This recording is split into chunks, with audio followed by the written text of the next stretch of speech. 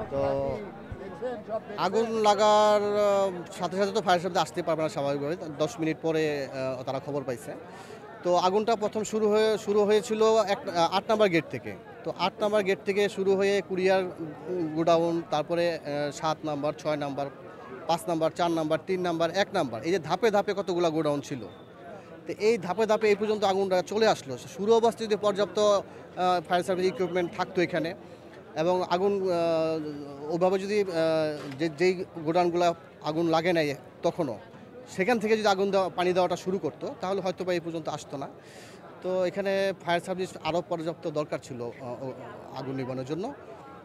আর এখানে আমার ২টা পণ্য ছিল, শিপমেন্ট ছিল, গত রাতে নামছে গোডাউনে। তো এখানে মূল্য হিসাব করলে ওভাবে অ্যাকচুয়ালি আমি বলতে পারবো না, যেহেতু আমরা সিএনএফ করি। তো আনুমানিক ২.৫ থেকে ৩ কোটি টাকা হবে। তো শুধু আমার ২টা না, এখানে এরকম শত শত হাজার হাজার আমদানিকারকের মাল এখানে রয়ে গেছে। আর ওই আনুমানিক ওভাবে এটার মূল্যটা বলা যা অসম্ভব ব্যাপার, কারণ এমনও দেখা যায় ১-২ কেজি কেমিক্যালের ওজনও দামও প্রায় ৫০ লাখ ১ কোটি টাকা হয়ে যায়। তো ওইভাবে বলা যাচ্ছে না, তবে হাজার কোটি টাকার উপরে পণ্য যে পুড়ে গেছে এটা এতটুকু বলা যেতে পারে।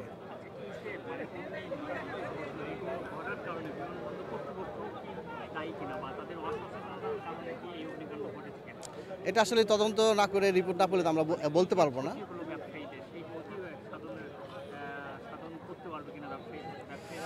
হ্যাঁ,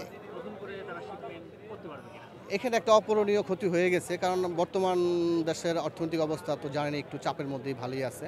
তো ম্যাক্সিমাম আমদানিকারক আমার জানার মতে তারা ব্যাংক লোনের মাধ্যমে টাকা তুলে সেই টাকা দিয়ে ব্যবসা শুরু করছে বা করতেছে। তো তারা ওদিকে ব্যাংক লোনের চাপে পড়ে গেল, কারণ এই মালটা ডেলিভারি নিলে মালটা বিক্রি করে ব্যাংকের লোন পরিশোধ করতো।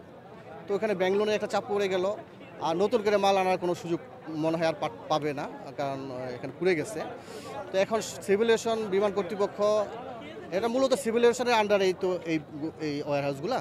তো সিভিলেশন বা বিমান কর্তৃপক্ষ বা সরকার যদি এখানে ওই আমদানিকারকের তালিকা করে যতটুকু সম্ভব একটা আর্থিক সহযোগিতা করা যায়, ওই পরিমাণ যাতে তারা এখন বড় করে আমদানি করতো, তখন হয় একটু ছোট করে আমদানি করবে। ওভাবে একটু সাপোর্ট যদি দেয় সরকার, তাহলে হয়তো বা আমদানিকারক নতুন করে ঘুরে দাঁড়াইতে পারবে, শুরু করতে পারবে। এটা এটা তো সিভিলেশনের আন্ডারে। এখানে সিকিউরিটি যারা আছে, সিভিলেশন যারা আছে, বিমান যারা আছে, বিমান কর্তৃপক্ষ তাদের আর হস্তান্তর করা হয় নাই। এটা সিভিলেশনের বিমান কর্তৃপক্ষের।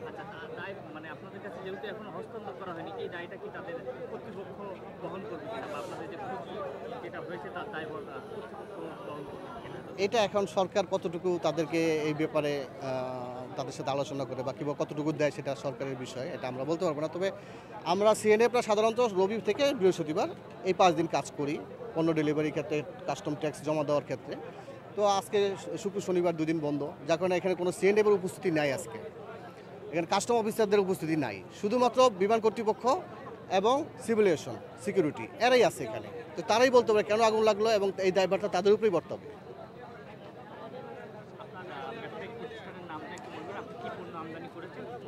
এখানে আসলে আমাদের তো ভ্যারাইটিস পণ্য আসে, এক একটা পণ্যের মধ্যে দেখা যায় 5 টন, 7 টন, 10 টন, 12 টন এক একটা শিপমেন্টে হয়। তো আমার 2টা শিপমেন্ট এখানে নাম ছিল, এখানে সবগুলো মাল পুড়ে গেছে। তো এক একটা শিপমেন্টে দেখা যায় 10, 20, 30, 40 জনের আমদানিকারকের ছোটো ছোটো অল্প অল্প করে মাল একসাথে করে শিপমেন্ট দেওয়া হয়।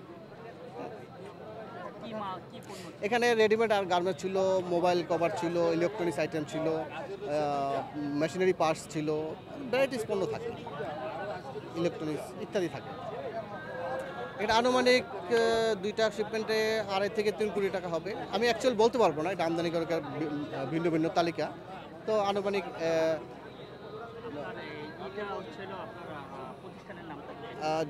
Delight, CNF agent delight.